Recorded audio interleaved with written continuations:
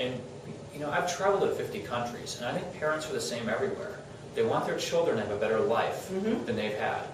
And that almost always comes down to education. If you can give your child an education, they are set for life. I've had grandmothers in Nepal where they have held my hand and said, I can die now because my granddaughter is in school and she's going to finish secondary school. That's the kind of world Room to Read seeks to create. What kind of education at least they require, like a second degree, third degree, or? Our goal is that we really have it as an organization. I think two primary goals. One is that every child will, during their primary school years, have access to books in a library, especially books in their mother tongue, and that they'll gain literacy and they'll gain a habit of reading from a young age. That's our first goal. Our second goal then is that every child will then also go through secondary school and will graduate from secondary school with a particular emphasis on the girl child. Because dropout rates and attrition rates for girls are much higher than they are for boys. So one of Room to Read's focus areas is making sure that girls also finish secondary school, which of course has a very big intergenerational multiplier effect, because an educated woman has fewer children and an educated woman has more educated children. And so I think all human progress starts with an educated woman. My mother is a classic example. Finished high school, loves to read, is always reading books in her spare time. She read books to me when I was a young child. My sister read books to me. My grandmother would always say, come up and sit on the couch with me and I'll read a book to you. So I'm the product of three very strong, educated women. So my karmic duty is to pay that back to the world and say, let's make sure every child, including the girl child, gets educated. Yes, because children spend almost the same hours or long hours at home rather than school. Yes, so it's important to develop the habit of reading so that when they're out of school, weekends, holidays, nights, they're also reading. I had a boy in Vietnam when I was there 2 years ago. And he pulled me aside at the opening of his school library, and he said, I wish to thank you, Mr. John, for our library. He said, my goal, Mr. John, is to read every book in this library. I will read every book in Vietnamese. I will then read every book in English. What do you think of my goal, Mr. John? And I said, I think it's a great goal, but you have over 1,000 books in this library. Do you think you can do it? And he said, it is no problem, Mr. John. I snuck into the library last night before it opened.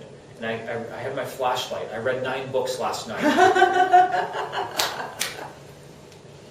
Thank you. He got only 120 days. Yes. You're very goal-oriented, yes. Yeah, I mean, if you look at the data over time, education is the only proven long-term ticket out of poverty. There's a book written by a former Goldman Sachs economist, Dambisa Moyo. She wrote a book called Dead Aid. Dead aid. And she was born in Zambia and criticizes the way that aid has worked or not worked when it comes to Africa. And her point is basically that no society has ever picked itself up out of poverty by relying on foreign aid. Foreign aid just basically creates a sense of dependence, and these countries never escape poverty. Education, however, is a proven ticket out of poverty. If we were to do a graph and we basically plot it, and we said, this is the number of years a child goes to school, and this is GNP per capita. I see. High creation. This is exactly what it looks like. And up here, you have Japan, you have the US, you have Canada, you have the UK, you have Switzerland. Down here, you have Pakistan, you have Afghanistan, you have the Sudan, you have Somalia, you have Cameroon, you have Cambodia. This is average years of Yeah, a couple years of education, poor. And this is literally, I once had a headmaster in Nepal. This is my, the defining sentence of my life was this sentence. He said,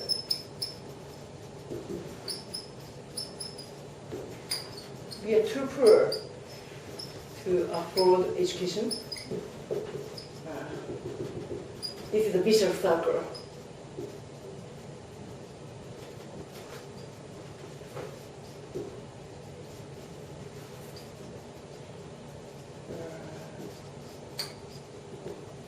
Right.